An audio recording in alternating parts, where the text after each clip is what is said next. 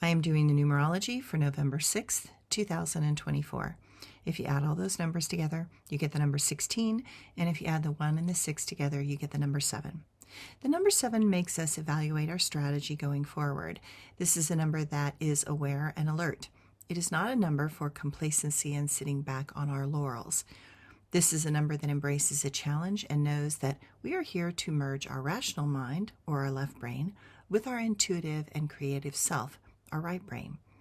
Only together can we find a path through this maze called life. We have to remember that logic fails in the midst of great conflict. Intuition fails in the environment of fear and anger.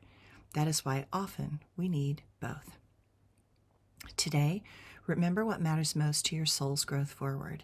We live in a world where it is important to make the darkness seen. We cannot allow ourselves to fall asleep or move into complacency again. What is clear is that if we allow others to use us, the reality is that they will then abuse us.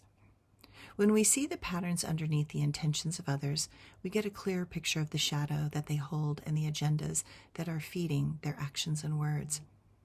This is not to allow this truth to make you jaded on everyone and everything. It is to help us constantly be on the lookout for the underlying incentives that are potentially manipulating good people to do horrible things consciously or unconsciously.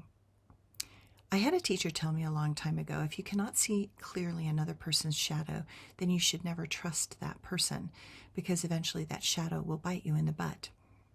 I have learned the hard way to take that information to heart.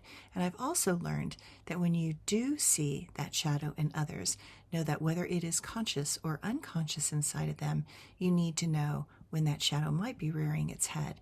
And then you need to have a strategy that will allow you to safely move through that moment and get through it unscathed. Thanks, everyone.